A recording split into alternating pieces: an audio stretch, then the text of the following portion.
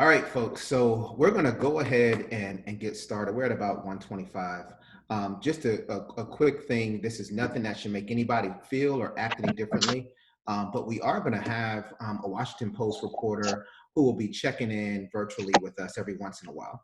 Um, and they'll be shadowing me over the next couple of months about this whole reopening planning. And I just want you all to know, all of our meetings are supposed to be raw and real, right? I mean, this is a global pandemic. None of us has been through this before, and we're trying to figure out, how we proceed and how we reopen our schools. So I just want you all to keep it 100 as we're talking.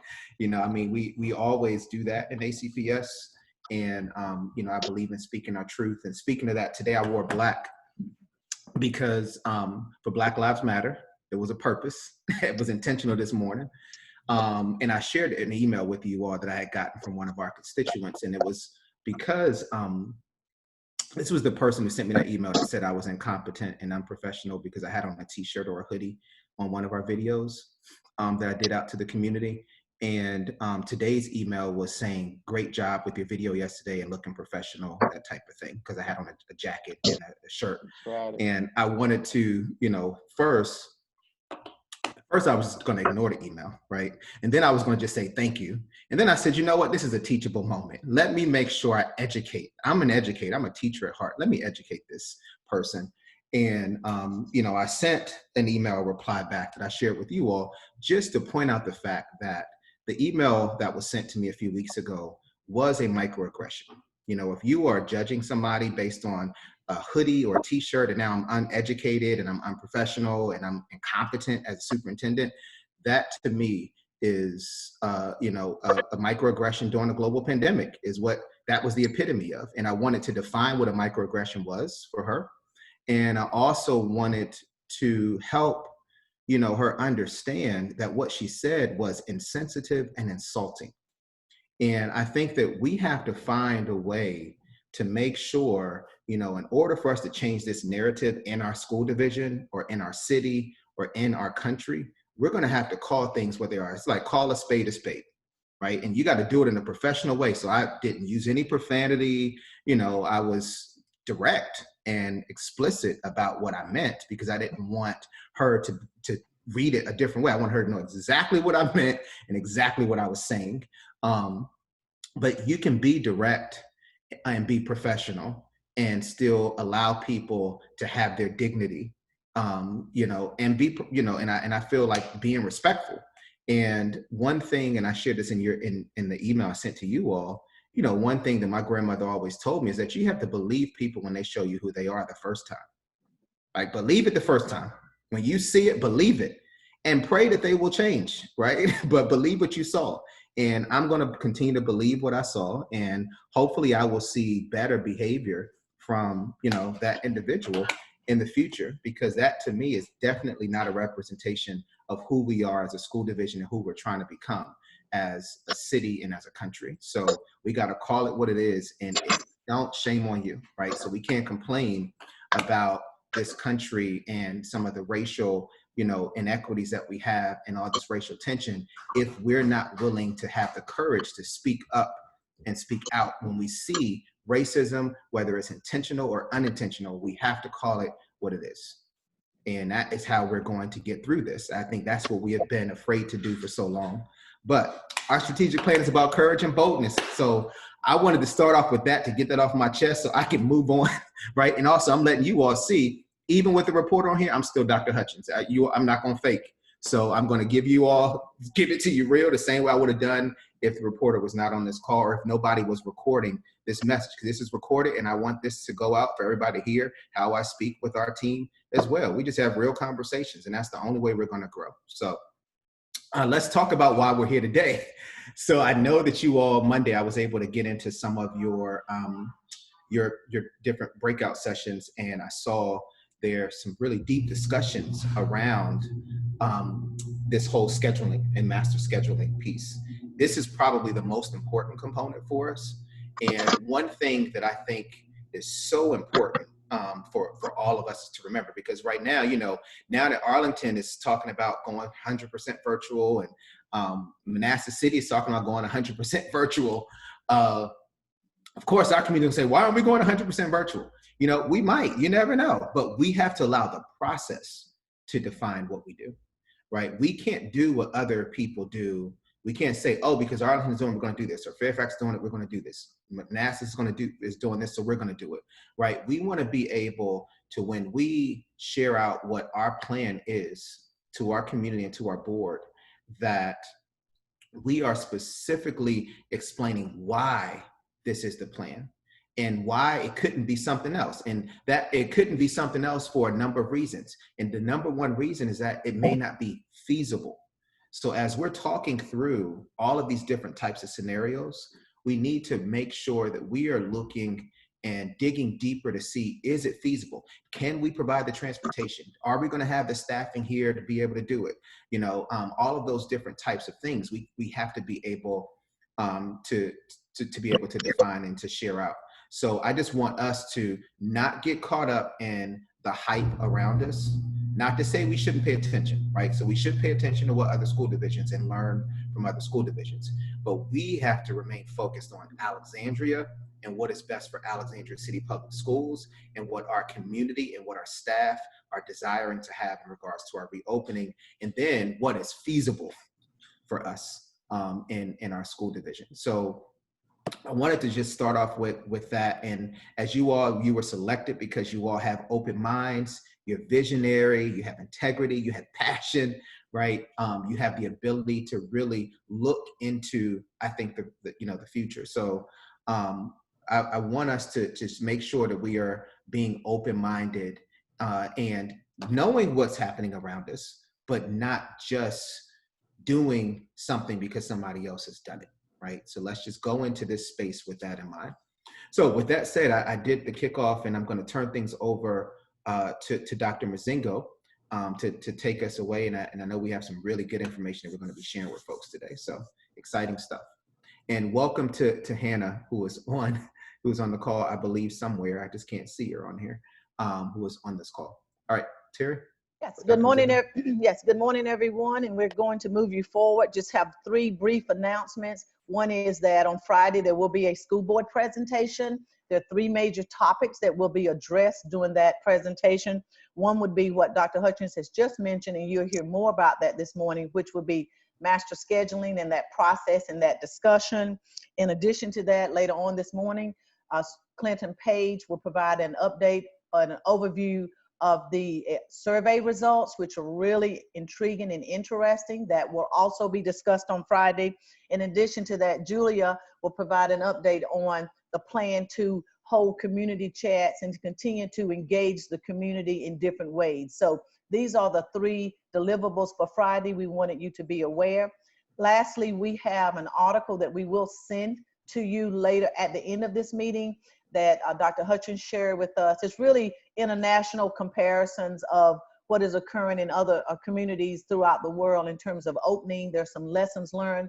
I think most significant in that is what you've talked about, is that there is no universal approach, and you will see that when you read that article later. Other than that, we just want to lastly remind everyone, the chairs, to please make sure that that your sessions, breakouts are being recorded, and that we drop those into the Google Doc. That is something that communications and will use for providing updates to others. Other than that, thank you so much, and we're turning over to Sima, I think, and she'll transition us into the first activity. Thank you, Dr. Mozingo. I actually think Natalie is going to kick us off this morning. Well, okay, Natalie, thank you so much. They both are great. So all 3, Natalie, Sima, and Christina, thank you so much. Thanks, Dr. Mozingo. And thank you, Dr. Hutchins, for your really powerful message this morning. As a Black woman working to support this division, it means a lot to hear those really affirming words. And as usual, cannot express how grateful and how proud I am to be partnering with all of you this morning. So I want to start us off with a check-in, just like we did on Monday. And also, just like Monday, we're going to use the chat. And our check-in question today is, what is something you've done to take care of yourself this week? Like all of you, or many of you, I'm also losing sleep over this work. It's very important work. So something that I've been doing, I've been trying to build a meditation practice. Something that I've been trying lately. I see people are getting their hair done, they're taking walks, running, turning the electronics off. Yes, I need to be better at that myself. Gardening. Excellent. I'm getting so many awesome self-care ideas as I look at the chat. And speaking of the chat, continue to utilize it throughout today. As Dr. Mozingo mentioned, Clinton Page will be sharing a review of the survey data that was recently released. And during that time, we'd love to hear any questions, comments, thoughts that come to mind as you're reacting to these updates. And as you do, Sima, Christina, and I will bubble up common themes for the group to share and kind of react to as well. Ooh, the Abide app for meditation. I'll check that out. Thanks, Dr. Hart. Great. As you continue to check in, Sima's going to move us forward here. And I just want to quickly go over some Zoom etiquette, which I think everyone is very comfortable with at this point. But just friendly reminder, if you are not speaking, to go on mute. If you feel comfortable to do so, we'd love to see your face this morning. And then as just mentioned, continue to use the chat. And if you have any questions, you can also private message us. This is also a quick review of where we are and where we're headed. As mentioned on Monday, we have worked really hard to initiate the cross-functional planning teams, working with stakeholders all across the district to do so. And what we're continuing to do today is to evaluate various scheduling options. We're also going to talk a little bit about what our final deliverables are going to look like and talk more about what these prototypes will start to look like and how the scheduling guidance conversations will inform those prototypes. And I want to talk a little bit more about kind of the logistics and the Zoom logistics of today. So from now until about 10 a.m., we're going to review our survey results. We're going to break you out into those smaller Zoom breakout rooms that you went into on Monday to go into a deeper protocol to get some reactions to the data as well. And then we'll come back together in this same room to talk about what's going to happen next week and the outputs that we just mentioned on the previous slide. At that point, around 10 a.m., you will go into your separate cross-functional planning team Zoom rooms to continue working on your workbook, to focus on core area guidance and the schedule prototypes that we've been working on as well. Also, a friendly reminder, as Dr. Mozingo mentioned, once you are in those separate Zoom rooms, please continue to record your Zoom meetings. And Sahar, as usual, is here to lend a helpful hand if you have any questions about how to upload those. With that, I'm going to go ahead and turn it over to Clint to share some survey updates. Thank you so much, Natalie. Will you all be, so I can share my screen? Whatever works best for you. There. That's fine. I can share my screen. Let me do that. So you all should now see the PowerPoint, which I will go into present mode. Natalie, can you give me a thumbs up if you see it?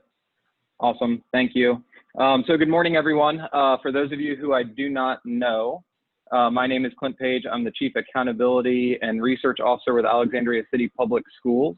So this morning, we're gonna take a walkthrough of the survey data, which we conducted last week and ended at 8 a.m. On Monday morning. So I wanted to start with a little quick discussion and framing about what data are and what data aren't. So frequently in data discussions, data will tell you the what. Very infrequently will one data source tell you the how or the why of a given topic or discussion point. So really, we are looking at facts. And in looking at facts, the other thing data can do in terms of the power of them is that data can challenge pre-existing assumptions and beliefs that we hold coming into a conversation if we allow them to. So I challenge all of us today to think about these data, to think about our pre-existing beliefs and assumptions about what families and or staff may prefer or want or need, and really unpack those based off of what we are hearing directly from our family as well as from our staff. So some additional framing. This is very much a first bite of a data discussion. So in the coming days, we will be sharing with you all certainly much more detailed quantitative analysis with lots of comparisons and crosstabs and all of that. As we know, as we go through this discussion this morning, any good data discussion is going to facilitate a lot of questions in terms of what about this or what about that or what about this group. And that's a great thing, and that's exactly what we want. So we'll be supplying those data in the coming days as well as we are going to be supplying the individual teams with qualitative data from our June survey results, speaking to what ACPS can do to make families and/or staff feel most comfortable in returning to in-person schooling. So those data will also be shared in the coming days. After I go through the PowerPoint, you will have a chance for small group discussions to unpack the data and to kind of digest that in a small group setting. So I would kind of hold any of those wonderings and other things for that discussion. And then any clarifying questions you have within the presentation, please do put those into the chat, because we want to be sure that we're all on the same page in terms of what we're looking at and what it means. And Natalie and Sima will help me with that as I kind of go through the presentation. So with all of that said, jumping into participation rates, we saw historic participation across all family groups and staff groups in this survey. A huge shout out and congratulations to our school and community relations department, as well as to our principals, as well as to our directors and key community influencers who we leveraged strategically throughout last week to garner as high of a response rate as possible. We also tracked participation throughout last week and did some targeted outreach in areas where we were seeing some lower participation. So some examples of that include 325 individual targeted outreach calls to specific families, as well as garnering ultimately over 1,500 survey responses in Spanish, which is fantastic, and over 200 responses to the survey in Arabic and Amharic each. So really a great response rate, both from families as well as from staff. With that said, we do still have some continued work in terms of working to fully eliminate underrepresentation, and you can see that represented in the slide there. Other thing that's important when discussing survey is to be clear that there are limitations to all data sources. The first being that there are unique needs and attributes of non-respondents. So continuing to do outreach through multiple methods to ensure that we are hearing voice from all members of our community and ensuring needs are being met. I think the other most critical thing, particularly in this environment, is that the shelf life of data is extremely limited. So we are in a constantly changing context and environment, and that leads to individuals' thinking and perceptions also constantly changing based on what is going on around them. So that is something very much to keep in mind as we go through these data. And as I shared earlier, survey data is certainly one valued source of information. However, it also needs to be combined and balanced with other data sources, as well as professional wisdom, best practices, et cetera, in informing the best decision making. So let's dive into some of the high level results. So the first thing we're looking at here is family preference across the two reopening models. So we saw a 60% overall preference towards the hybrid approach and a 40% preference to the fully virtual approach. When looking at those responses, we did see some differences in terms of race ethnicity within families, with white families preferring at a greater rate the hybrid approach when compared to our Hispanic, Latino, and Black African American families. We also saw the hybrid approach having a level of greater preference in the pre-K to 2 family grade band range, as well as the 9 through 12 grade band range when compared to our upper elementary grades 3 through 5 and middle school grades 6 through 8. So that is the family. Jumping to high-level overview of staff responses. So asking staff the likelihood that staff would return to on-site work in the fall. We had 63% of staff feeling like it is somewhat to very likely that they would return to on-site work. We saw the highest likelihood of return to on-site work within our support staff at 73%. With school-based staff and central office staff reporting similar rates at 60% in terms of likelihood to return. We also did not see any large differences across staff grade bands. So we did not see, you know, for instance, a larger ratio at 9 through 12 saying they would come back compared to 6 through 8, et cetera, that across grade bands, it was largely equivalent. We also wanted to be sure to ask family and staff what was the key factors in driving their decision making. So knowing that there are a lot of factors that go into a decision of this nature, we asked staff and families to really prioritize kind of those top factors for them. And really what came out here is both family and staff are laser focused on the physical health and safety as the top factor, both in terms of their child's physical health and safety, their personal individual physical health and safety, and their family's physical health and safety. We also saw family and staff agreeing that the learning and needs of students was a critical driver in their decision making. Now, the prioritization of those decisions did vary across families who were selecting the hybrid approach. Families who were selecting the hybrid approach did prioritize learning and social needs at a greater ratio, whereas families selecting the fully virtual approach overwhelmingly cited the students' physical health and safety as the driving factor within their decision making. Factors for staff were largely consistent across position categories, so meaning instructional school-based staff versus support staff versus central office staff, et cetera. We did see a slight elevation of the factor of financial considerations come out in the top 5 for support staff, as well as staff that were designated as other. So beyond factors leading to decision making, we also wanted to get a sense of where our stakeholders fell across different safety measures that would be potentially implemented within a return to school environment. So we did see a vast majority of family and staff reporting strong support for safety measures. We saw that students having meals within classrooms was the one, particularly amongst staff, that had kind of the most questioning, coming in at 64%. Mask wearing in particular was consistent across grade bands. We wanted to be sure to look at that to see if there were any variants there, and largely consistent from 88 to 95%, regardless of whether it was a pre-K to 2 or all the way up to 9 through 12 in terms of the support for wearing a face mask.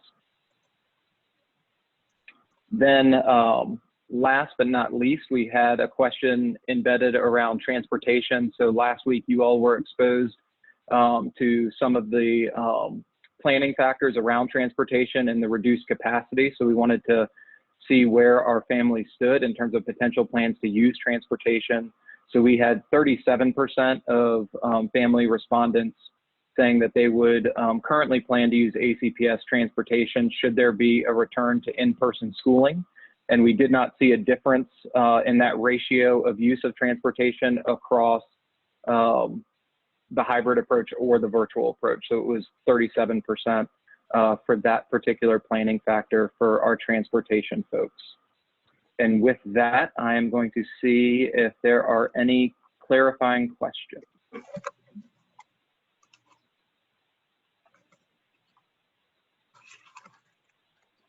Hi, Clint. Seeing some questions in the chat about will the raw numbers be made available, and if the difference between white and Latino or Black families in their support for hybrid models is just statistically significant. So yes, we will be making all of the disaggregated data available in tables in the coming days. That will be publicly available for all, as well as certainly for this group. As it relates to statistical significance, that is in particular a tricky question in terms of statistical significance versus real significance. So when you, and I'm going to try and make this as simple as possible, but as numbers increase, statistically significant results in terms of differences increase as well. So while something may be statistically significant in terms of a difference between, I'm just going to make some numbers up, 50% to 53%, is that really meaningfully different in terms of our impact and planning as a factor? So we will not be running statistical significance tests against these numbers, but we'll be reporting all of the percentages for individuals to inform planning. Okay. Also, I'm seeing a couple questions about demographic information, particularly around the results for transportation. And if those could be made available, or if you have any other insight into the demographic breakdown. In terms of families requesting transportation needs? The question specifically says, with transportation, was there a difference in responses by demographic? I'm trying to remember exactly if we are going to report that specific crosstabs and how that would leverage and inform the transportation team in their planning. So we can certainly follow up on that, but you know, we try to take a very purposeful approach in terms of wanting to make sure the crosstabs that we are reporting are going to be useful and inform the planning efforts. So, but we can certainly follow up on that. Great. And then another common question I'm seeing is, Clint, could you please remind everyone of the percentage of students that usually use ACPS for transportation to differentiate the 37%?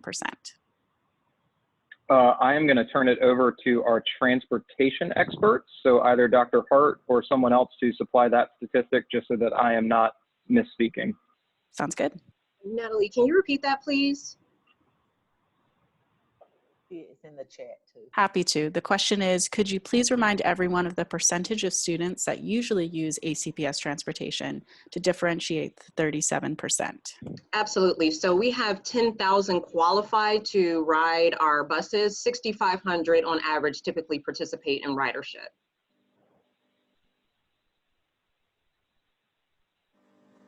Thank you. And then for the sake of time, I'll just ask this last one. Couple questions I'm seeing about how transportation might be broken down by school, and if we have any information on getting those numbers. Yeah, so absolutely. So what we're really hoping is, as the planning teams begin their work, and after we have supplied our initial detailed analysis with all of the breakdowns, if there are additional requests or needs, that those are sent to our department, and we will certainly do our best to get those data out to the individual planning teams as necessary to help inform their work. All right, thank you. We'll be sure to save the chat as well, Clint, so we can comb through questions and pull out any trends that come up and share those with you. Sima, if you wouldn't mind sharing your screen again. I'm gonna move us forward and pass it over to Christina so she can talk a little bit about what these breakout rooms are gonna look like. And thank you, Clint. Thank you, everyone, and good morning. I want to just start off by saying that it's really incredible, as Natalie has said, to be a part of this team.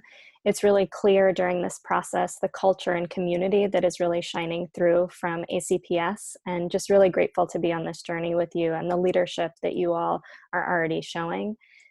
Like Clint said, there's a lot of different questions that come up when we're reviewing data. There are limitations, assumptions that come up, and we want to make sure that we have a way to digest some of the data during this time. We know that this is going to be a really short period of time to just start sinking your teeth into it, and that there will be more deliberate and detailed discussions moving forward. What we want to do is in small groups, and this will be random breakouts like it was on Monday. You don't need to leave the Zoom room. You'll stay here and just be broken up with an invitation. But we want you to first start thinking about, what do you see in the data? So this is not something where you're actually interpreting, but rather what are the numbers or the pieces of data that are jumping out to you? So that might sound like something like, I noticed 60% of families selected X. The next thing that we encourage you to do is to then start talking about what questions those data points brought up for you, thinking about why that might be, what's happening, and what's top of mind. The last piece that we think is really important is to talk about the implications you're starting to think about on either the schedule as we're creating that, or your core area, thinking about your core planning team. One thing that we want to make sure to emphasize is to stay low on the ladder of inference first. So this might be part of a protocol that you're familiar with as you're thinking about equity and data. We don't want to jump into assuming or conclusion or action steps too quickly. We really want to make sure that we're giving ourselves time just to notice what we're seeing in the data and then to gather some of those questions together. So again, you're going to stay within this Zoom room. You'll get an invitation in just a moment to join a breakout room. Before you join the breakout groups, you might want to click on the slides that Natalie just added into the chat. Those are the slides with the data on them. That way you actually have those to refer to in your conversations. So want to make sure that you have about 20 minutes to jump into this conversation. Again, recognize that that's not enough time for you to answer all of the questions or to get all of the implications out, but just a time to really start diving into the data for the first time. Anything that you want to add, Natalie, Sima, or Clint, before we jump in? All right, we'll see you soon. Unleash the beasts, Veronica. She has. They're off to the races. Already. See you all later.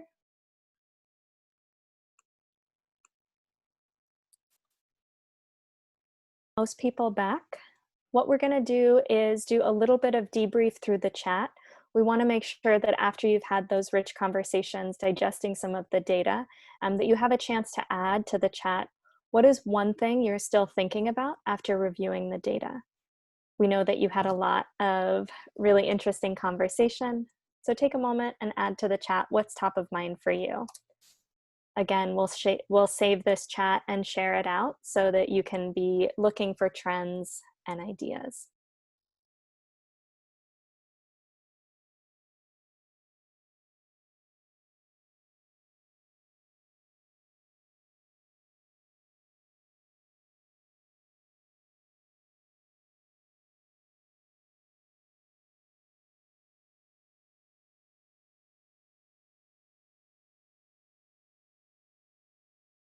Yep. So there's some questions about subgroup data, what it might have looked like if we had different information we were presenting at the beginning of the survey.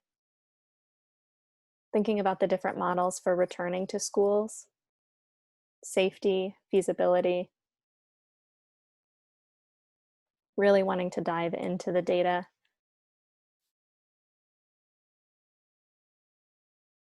Balancing the different needs of different stakeholder groups, teachers and students, safety, families. That information is rapidly changing. So like we heard at the beginning of the conversation, there is a real limited shelf life to data, and thinking about how we can get an accurate pulse check of where people are feeling. So please keep adding your reflections and what's top of mind for you into the chat. For the sake of time, we're going to jump into the next part of our presentation to give you some ideas about where we're going and where we've been so that you can make sure to adjust where you are now. So I'm going to toss it over to Natalie. Thanks, Christina, and appreciate all the really rich conversations that are happening in the chat right now. Wanted to take a moment to talk about where we're headed and how the activities that we're doing are informing our final deliverable. And we also want to take some time to preview for you what that final deliverable is going to look like. So as mentioned in the morning, we are very firmly in Sprint 2. What we're doing right now is talking a lot about schedule guidance. We're going over survey data. This is going to give us in our final report information that's going to start to inform the prototypes that we're producing and how kind of each model lives across different prototypes. When we move into Sprint 3 in a couple of weeks, that's when we start to think about the action steps that live within the prototypes. And that's going to be the guidance that people are using and stakeholders are using across our community to really think about how are we going to return to school. So I want to talk a little bit more about how each piece of information is feeding into the next. We spent a lot of time digging into data across CDC, across the VDOE, across our THARP partners. And this is, along with what's in your workbook, going into the schedule guidance that we are continuing to work on today. This is what we're thinking of as really the meat and potatoes of our final deliverable. It's really kind of the heart and nucleus of a lot of decisions that we're making. And it's really important that as we reflect on schedule guidance, that we're starting to build out other pieces of the puzzle that people really need when we talk about returning to school. And that's what we're calling our prototypes. So to give you a sense of what a prototype could look like, we wanted to come up with a mock-up. And before I show you what that mock-up looks like, Christina, is there anything you want to add here about the scheduling implications? So what we're going to be doing today is meeting as a scheduling subgroup for the first time. In that group, what we'll be doing is really thinking through some of this more global guidance, thinking about what does it look like for number of days attending, who could be attending. That way we have a schedule frame or a prototype that we can test as we're getting more information. So we know that the facilities and transportation capacity is really important to test the feasibility. We know that we want to make sure we have a clear plan when we're talking to families and staff in the coming weeks about the plan.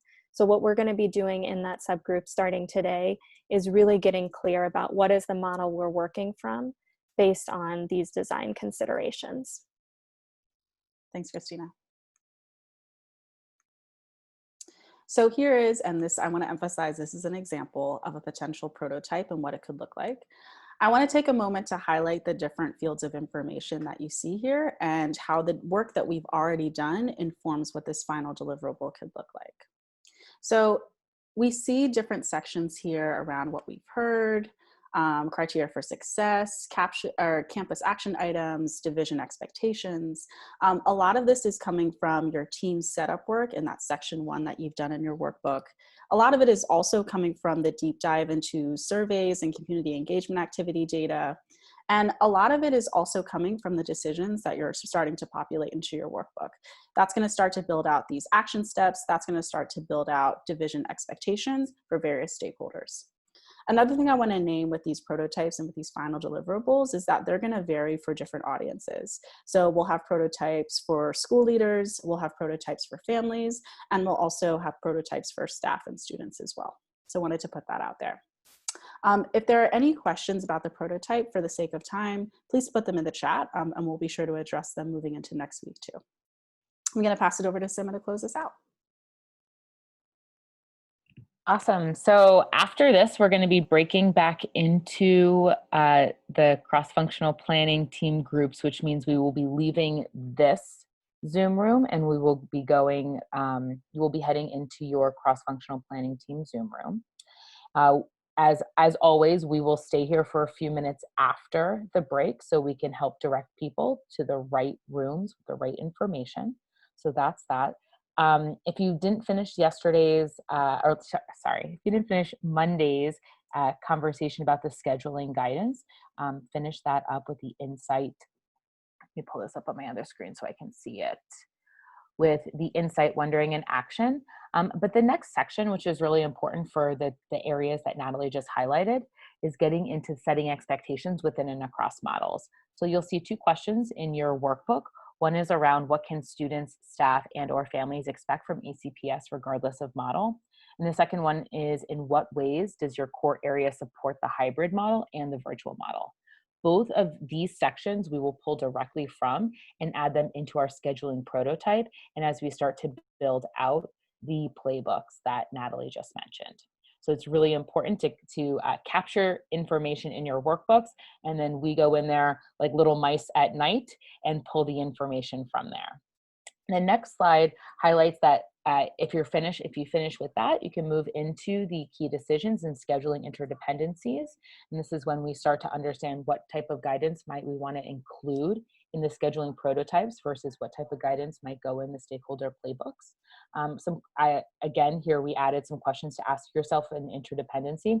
If you find yourself in the key decision section and you're thinking, wow, this is a really important decision, but actually it doesn't relate to my core area, fill that box in with red, highlight the words, the text in there in red, and as we're the mice in there tonight, we can go through and pull those out and add them into other sections as needed. And we'll be doing that anyway later today, but this would be a great visual guide for us if you're noticing that your team is coming up with questions and you're not the right and appropriate group to answer those.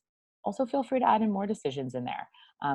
That is your section to add in decisions. All right.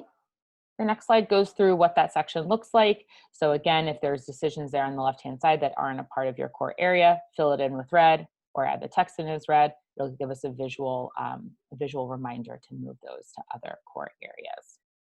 And then I wanted to just close up real quick with a reminder about what's going to be shared out with the board and therefore with the community, and therefore you may be getting questions about this over the next few days. On Friday, there will be an interim board update providing more information about scheduling guidance, so getting one layer deeper on the hybrid and virtual models.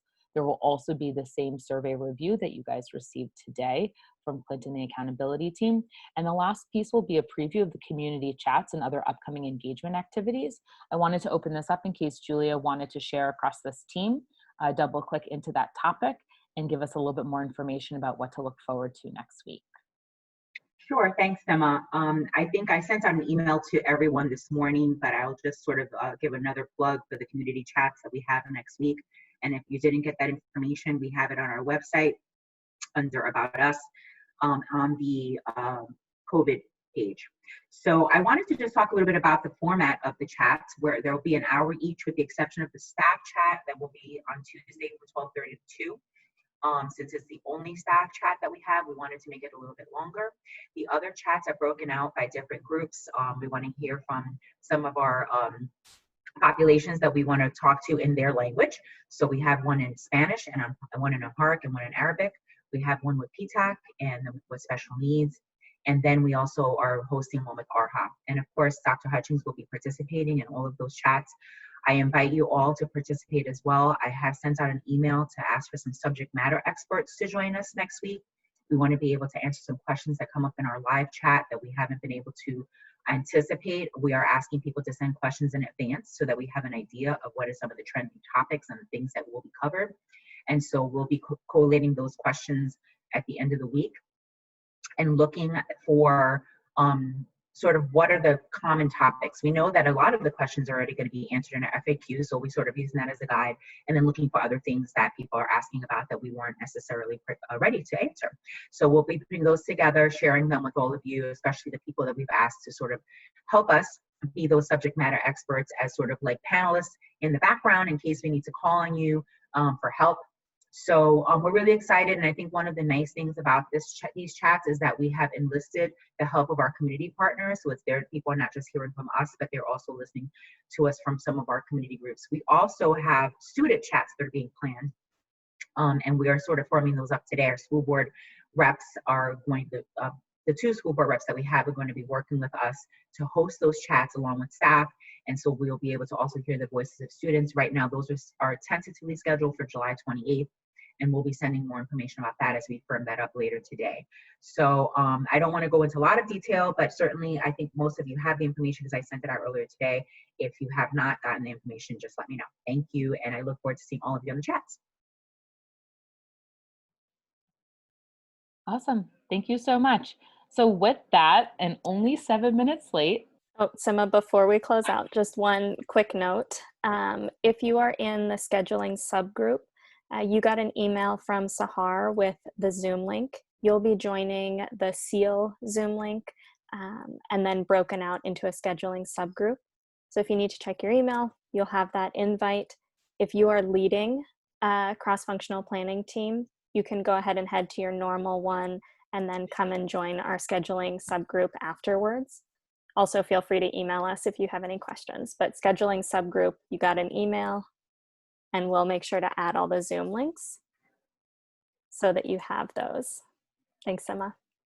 8 minutes late.